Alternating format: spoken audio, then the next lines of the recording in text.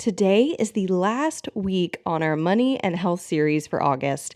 We've been talking all about my top tips and tricks I've seen over a decade of both healing myself and helping other people to heal to make your health more affordable. We've started this series with talking about my personal best and worst health investments, which was episode 228. And we've also talked about how to save money and reduce the costs to heal in episodes 229 and 230. The links are in the show notes, or just go back to those episodes if you want to see them. But today, I'm sharing with you my top 10 creative ideas to earn money fast to fund your healing. These tips can be done by anyone, whether you're a stay-at-home mom, you work part-time or full-time, or you even own your own business. If cash is holding you back from healing, then this episode is for you. Hey friend, welcome to the Better Belly Podcast. If you're currently trying endless supplements, doctor visits, and diet changes to heal your mystery symptoms, you are in the right place. We're here to solve the real root causes behind your gut, hormones, skin, sleep, and brain concerns. Literally anything and everything in your body. My name is Allison Jordan. I'm a functional medicine practitioner that has supported over 150 clients just like you to heal problems that no one has been able to fix. You don't need a perfect diet or a random supplement you found on Instagram to heal. You need a proven system that heals your whole body from the inside out. That's what I'm here to share with you, episode by episode. It's time to make health easy again. And just as a reminder, this information is not meant to diagnose, manage, or treat disease. Always consult with your own health practitioner before you make any changes to your health. Hello, friends. So I am excited for today's episode. It's wrapping up, like I shared in the intro, our series on money and health, because it is just a really common thing that I hear people say that I can't do that yet because of not having money. And there is no shame in this.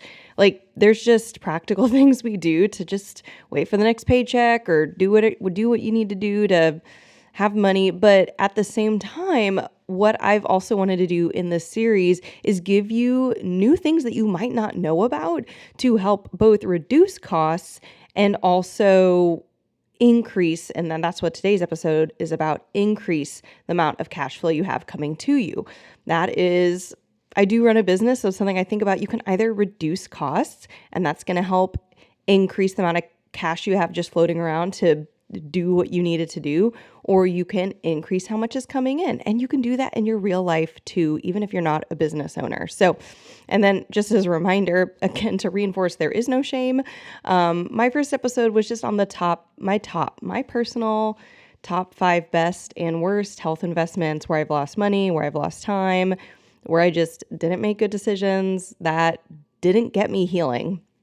And that happens to all of us. So this episode in particular was inspired by the 10K in 10-day challenge that I first saw from another business owner, Rachel Rogers, who runs the Hello 7 business. She's a lawyer turned business coach, and this is not a go, you have to go hang out with her, but it's just that as business owners, a lot of times we think and talk about how to make money, and I just realized that we can do that as non-business owners too. So the first thing I want you to do before I share my 10 creative ideas for how you can make $1,000 plus fast in the next month, literally, is going to be, I want you to just close your eyes, as long as you're not driving or something. Maybe in your mind, you're going to close your eyes, but keep them open if you need to. And we want to go from any part of you that says, like, I can't afford health, just find those parts of you that resonates with, I can't do this, I can't heal, I can't afford that. Any of that that's resonating with you, take that phrase, go and feel that feeling. And then we want to shift it into, how can I?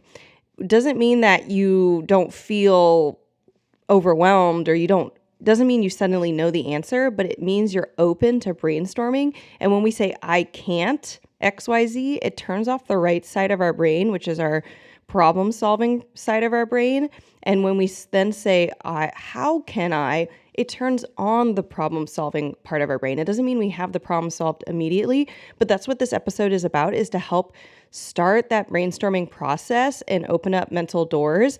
And sometimes when we've been in that, I just can't do that thing for a long time, it can be like a little rusty to get into the, oh, I can, how can I situation. So we're here to make that a little smoother. So just also, maybe one more disclaimer before we share these 10 ideas, just some personal honesty. Like, to this day, spending money on my health wigs me out. A really great example is recently, and I shared this on my Instagram stories for some of you know about this. We moved into some apartments we were looking for an apartment to move into in the city where my family is in. So we moved cities, and I knew I wanted to do mold testing on them using something called the dust test, or some of you know it as the ERMI. And we had to pay $500 twice on 2 different apartment units that we wanted to move into to do the testing. Did I love spending that money twice? Because there were 2 different units and we didn't know. I just didn't know, what if one's good and one's bad? We liked both. I wanted to have options. And so I'm a natural saver. I did not love having to spend this money, but we needed to spend that money. And it's not even actually that expensive of a test. We were paying expedited fees to get fast results, but I knew it was worth it for my health. If I was going to move in and live in this apartment for at least a year, I don't want to move into a place that's moldy and be reliving symptoms that I was getting, which is tinnitus, which I actually shared about, and wasn't planning on it, but I will link to my tinnitus journey episode where I talk about how I developed tinnitus in January of 2024, aka this year, and had never had it before, and how I figured out it was related to mold and what we've been doing about it. But that $500 twice gave us peace of mind. So how to move forward if you're just like, well, I don't even want to spend money on health. That's okay. You want to focus on the goal, which is being healthy, having energy, not having anxiety every time you leave the house on, will you be able to find a bathroom? Not having anxiety about, will this meal make you feel really horrible? Or not, wanting to wear that one pair of pants, but choosing not to because you're worried that you'll be so bloated by the end of the day that you won't fit into them anymore. So that's the goal. And all you need is to find the solution. And if you know you have money in your pocket to pay for that solution, then you and the solution are like 2 steps away, right? Super, super close. So here are the 10 ideas. And maybe look at what time it is on the podcast. If you need to come back to idea number 1 and re-listen to this, write it down, pull up your notes on your phone, whatever you have to do. I'm hoping that 2 to 3 of these will stick out to you. Maybe one of them will stick out the most and you really dive full in. Some of these you can do, you'll make a lot of cash on repeat. Some of these are a little bit more one time, once a year, once a quarter things that you can do to increase cash in your bank and in your hand. But I'm hoping 2 to 3, and that by the time you do these things that you have a minimum of $1,000 in the span of a month. But a lot of these things, when you do 2 to 3 of them in a span of a month, you'll be having definitely more than 1,000. And I'm even going to do the math and show you how that's going to work. All right, so ready?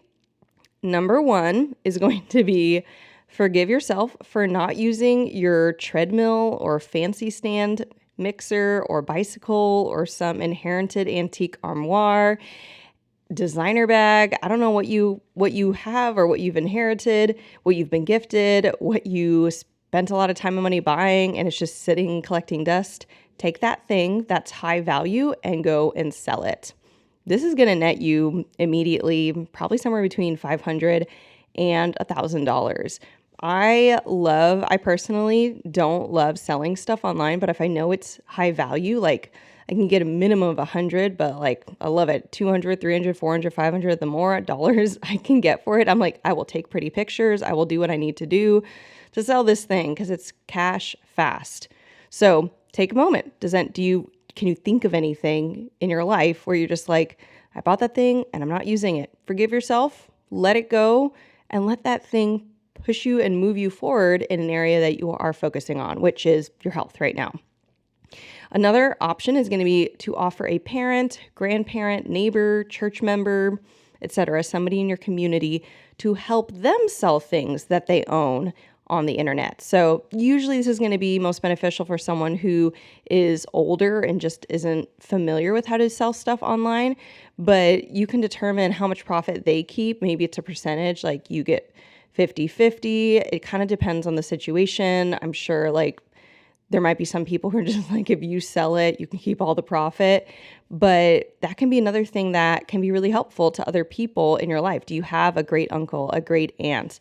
And don't make it weird. It's just think, is there anybody that you know who's even mentioned, like, I've got all this stuff in my house and it just keeps bothering me, keeps piling up. And you can, maybe they'll say no, but you can always say, hey, would you like me to like help sell some of that for you?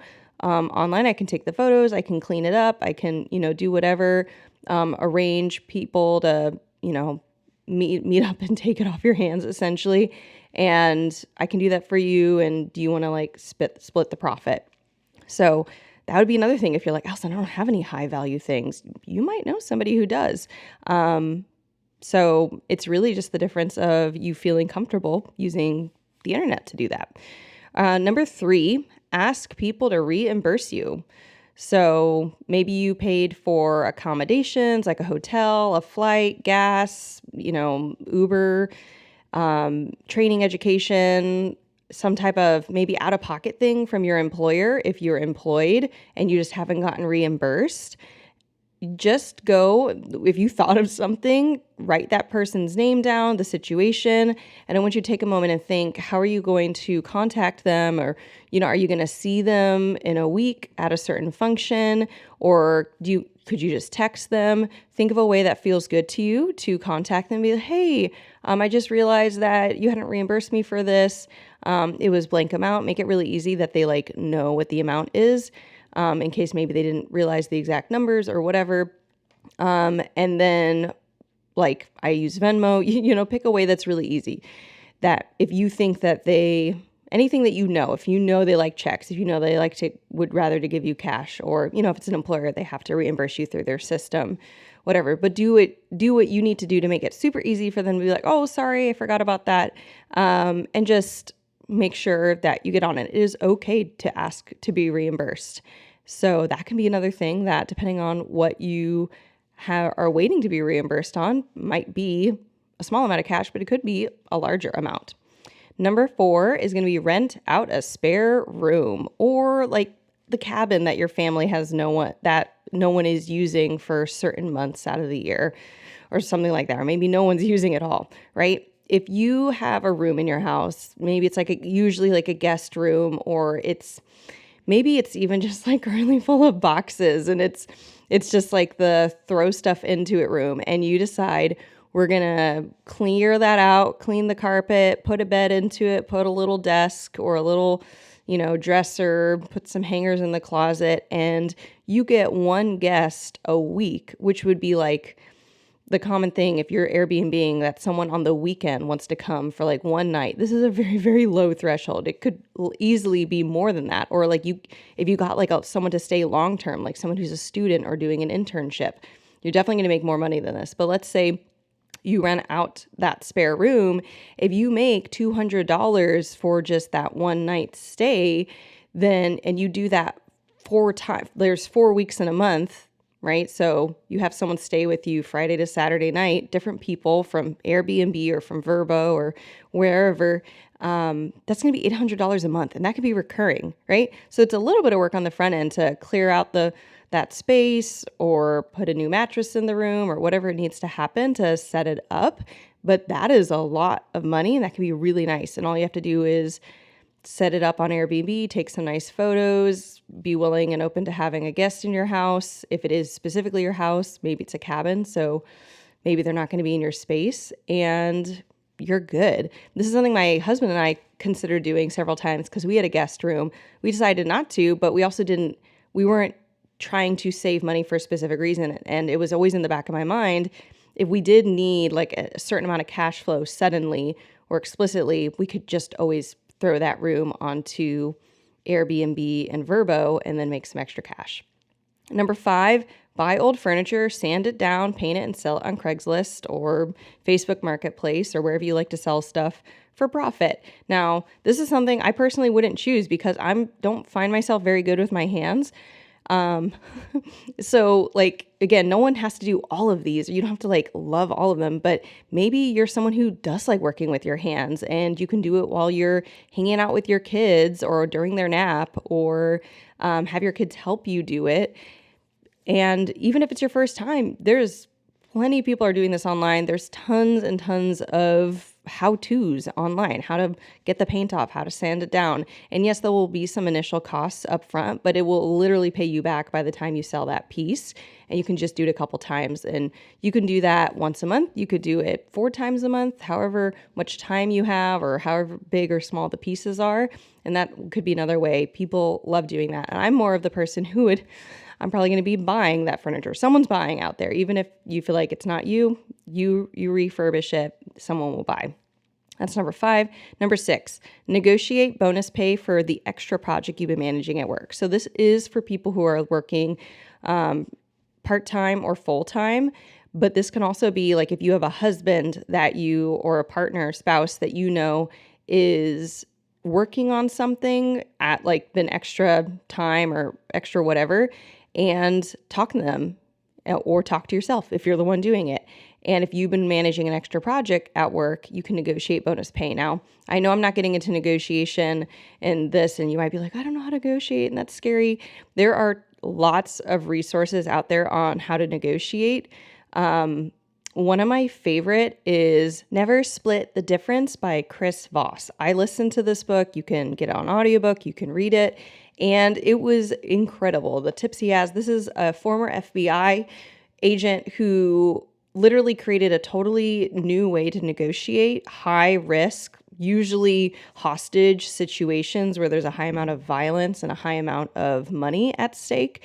And but what he shares is applicable to all situations, including like negotiating pay and wages and salaries and bonuses. So great book, full of fascinating stories. And if that's like, I don't have time to read a book, there are tons of people on the internet who specialize in learning how to negotiate, and go find courage, find tips from those people.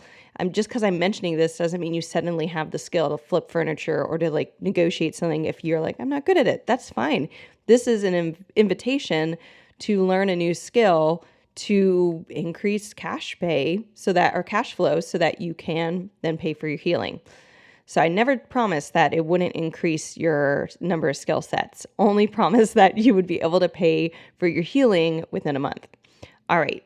So next one is going to be dog sit, babysit, or house sit for your neighbors. A lot of these things are pretty low key. It's like you, especially if they're a neighbor, it could be your kids are doing it, it could be you're doing it. You're able to walk over because you're close by and dog sit. Babysit's a little bit more intensive potentially. And then house sitting is also more relaxed. If you're around people who have those needs, if you can drive to people who have those needs, it doesn't even have to be people you know, it could just be putting something on Facebook Marketplace or Craigslist and seeing who needs support with that. Or if you're a part of a community, like a church or whatever, you can have it on a bulletin or an announcement, anything that you are wanting to dog sit, babysit, house sit, etc. The next one I really like as well, though again, it's not going to be something you're going to be able to do consistently just because of the nature of it, but host a yard sale. So yeah, usually we need like time to accumulate things to sell. And these are usually full of smaller items that's going to take a lot of effort to gather and put together, which is why I personally like that high ticket item, like that one thing you're not using. Maybe it's a really nice, I didn't even mention this in the first one, but like maybe it's a really nice piece of clothing you're just not wearing. Sell that. But in the yard sale, it's usually a lot of smaller priced items that you put together for one event. You could do that quarterly, semi-annually, annually. And that will bring in cash flow. And especially if you have that room full of boxes and stuff you're just throwing into it, you could clean out that room, make that into your guest room. But then part of what you do is maybe do it a yard sale with the boxes and things that were in that room. You never know, guys. You never know. Number 9, go on a cancellation spree and free yourself from the little monthly charges for services you don't use. Definitely keep what sparks joy, but just go and look. And sometimes, I just found out, guys, walk of shame. I just found out that I am still paying for a subscription for care.com, which is not inexpensive, that I don't use. And it's just because I forgot to go and cancel it. So, that is something that's on my mind that I just got charged for yesterday. That maybe that's even the case for you, that you just signed up for something once and there's no shame, no harm, no foul. You're just not using it. So just keep an eye on it and just mentally say, hey, that thing, when I get reimbursed, it's either going to be annually, I save $60, or for that 1 month, I save $150 or whatever. So go and do that. And then last option is number 10, become an online tutor. I have seen some incredible monthly, hourly rates that people can get from being an online tutor. And a lot of times for online tutoring programs, I've seen there's a lot of control over hours. So I did a little searching on this, how to do it. Usually if you say tutoring job, most of the things I found were actually if I Googled it for you guys and I tutoring job, tutoring something, and it was all pointed at the consumer, meaning all these ads were find a tutor for your kid for super low cost. But what you want is to make a high amount of money for your hourly rate. So then I searched high pay online tutor, and I found a ton of stuff YouTube videos and blogs and people sharing the best places to tutor online. And a lot of times it's you don't have to be, I don't know, a math PhD. You don't have to be an English major. You just have to be reasonably good at those subjects, especially dude, if you're listening to this and you're a homeschooling mom, you're more than qualified for a ton of categories of things. So if you did and I'm actually going to do the math for you guys. But one of the things that I was running is $30 an hour, which I'm that feels good amount of hourly wage. And then there's probably higher stuff out there for online tutoring, but you did that 4 hours a week, that's $120 a week. And I'm going to show you how that fits into the bigger picture. All right. So those are your 10 ideas. I just want you to take a moment. What did you like? What stood out to you? What seemed like an immediate, oh, I could do that.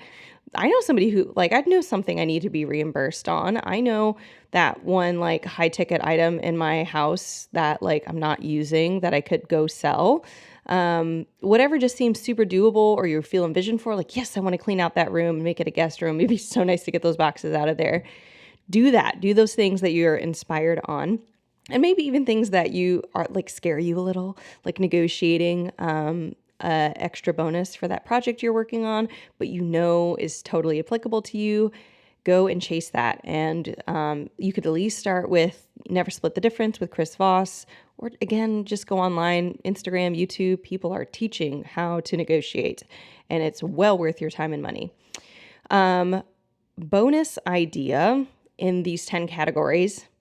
This is a little different than creating cash. It's more if you have cash that you can budget. Say you can actually set aside, you've canceled some subscriptions and now you have some extra budgeting room, or you get a cash influx from selling some items or flipping some furniture, but you don't know where to spend that in your health yet. You're still figuring out where's the best place. What do you actually need to heal? Which is a very important question. And the question that I'm spending the majority of the episodes on this podcast answering is how to know where to spend your money and what healing practices to focus on to heal your problems. But if you have that cash and you just don't know where to invest it yet, put that extra money in a high yield savings account. Right now with the high yield savings accounts are earning on average 5% returns. That's amazing. So I use something called Bask Bank, and this is basically cash that you can be making money without needing to put it in a 401k or something, some form of investing where you can't get the cash easily, or stocks, which can go up and down really quickly. You have a guaranteed rate of return. Bask Bank is by no means the only high yield savings account out there, but if you can find a high yield savings account that is getting 5% return, you want to make sure it's not a CD or something where you have to give them your money for like a year, because then that would lock the money away from you. But again, it's just a high yield savings account. It's literally like a savings account. You can go in and basically get the cash whenever you want. Again, there's lots of options to get around 5% returns for consumers. Okay, so let's break it down. The last thing I wanted to do for us is take those 10 ideas and show you how you could make $1,000 from a few of the ideas in a month. And I just took some examples that I know I've used in my own life in the last few months, not all in the same month, and not even for the intent of like trying to buy something for my health, but it was things that I've done, or that I know other people have done fairly well. And again, it's going to depend on your resources. It's going to depend on maybe your skill set or your personality. But so number one thing that came to mind is just sell one high value thing. So like $500 from a nice treadmill, $500 from an inherited antique armoire, but like one of those things. And again, remember, you can sell for your parents, grandparents, great aunt, great uncle, nice old lady at your church, whatever community you have that's like relevant. You could just sell that one thing. And if you make $500 from it, perfect. You already have $500. And I think that's, if we're talking high ticket, that would be about the range we're looking at. Maybe it's 300, but like I went with 500. I thought that was a nice middle of the road. The next one was rent out a spare room in your house or like a family owned house. If you make, and I'm using small, I try to use conservative numbers. So a spare room in your house, let's say it's $200 per stay and you get one stay per week, probably on the weekend, that's $800 a month. So now you have $500 from selling your high value thing and $800 from renting out one room in a house. And again, it could be way more than that, especially if you get 2 stays per week, like a Friday to a Sunday, or it's a cabin and not a single room, whatever it is. Let's say then number 3, you flip furniture and you make $500 to $1,000 profit, which can be fairly common. Now you've made 500 plus 800, which is 1,300, plus maybe on the low end, 500 again. So now you have 1,800.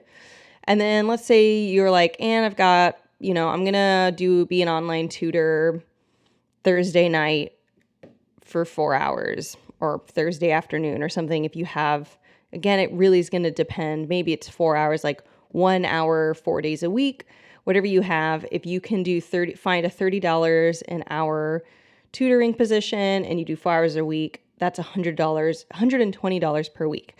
So altogether, that is $1,920, almost $2,000.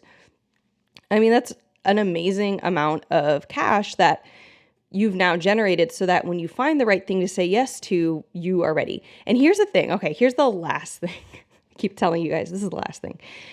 Here's the last thing. I do have more notes here, is that when you go to heal, it actually doesn't cost that much to heal. And I think the problem is that what costs a lot of money to heal is all the mistakes we make along the way. This is not a judging. This is not a shaming. It's reality. I literally was talking with a 7-figure business owner, meaning she makes over $1 million. I believe she makes multiple millions of dollars in her business. She has a lot of good cash flow into her personal bank account, what she pays herself. And she was telling me her health story, and she shared that she's paid over $100,000 seeking the solution to heal this problem that cropped up 2 years ago. But she's actually found the solution since then. And I asked her, I said, actually, I've been keeping tallies on how much it costs my clients to heal when they work with me. And it's never over $10,000. And I'm really curious, do you think that if you tallied up all the things that have actually worked to help you heal, would it be under $10,000? She said, hands down, yes. Like, unflinching. And that was so validating because, yes, she's paid over $100,000 to heal. So if you feel like, Allison, I've already spent tens of thousands of dollars to heal, you don't actually need tens of thousands of dollars to heal when you hit the right solution. So it's not that I want you to feel encouraged that if you've already spent $30,000 healing or $8,000 healing, you don't need double that to heal. It's not like, well, whatever the problem is, it must be so big, it's going to be so expensive. No, not by any means. And I'll actually use an example. So we've helped over 600 clients heal, and I've created a framework called the Better Belly Blueprint. And inside the Better Belly Blueprint, you can literally get the whole framework, and including tools that help you know what labs you need to order. We actually order the labs for you at wholesale price. You get all the protocols that you'll need relevant to that. So you're not doing protocols you don't need, but parasite protocols, candida, mold, food sensitivities, everything you need. You get protocols that show you exactly what steps you need to do to heal. And you can get that entire framework for $297. And that is, I'll always say, like, that is the price right now as of this podcast episode. Sometimes things change, but it's a new change we made recently. You can get the whole framework for $297. And when you go and check out, if you choose, we have a 3 months of coaching that you can get with it. It's normally $297 to get those 3 months of coaching. But if you literally just check out Better Belly Blueprint, $297, there's literally a free offer we give you where you can get that 3 months of coaching for $97 instead of $297. So you can pay $497, which is $397. You can pay $397 to get the entire framework you need to heal plus 3 months of coaching for just $400, right? So let's say you generated $1,900 and $1,920 based off of the 4 things that I just gave an example for. Well, you just spent $400 of it, so now you have $1,520. Then when you join the program, you're going to buy your labs. Maybe it's going to be the HTMA and the GI map, which are about $400 together, and the Zoomer, which is $480, and which is a food sensitivity test, by the way, the best on the market, and then the organic acids test, which is about $300. That is still going to be under, like, you're going to be able to afford all that lab testing on the front end.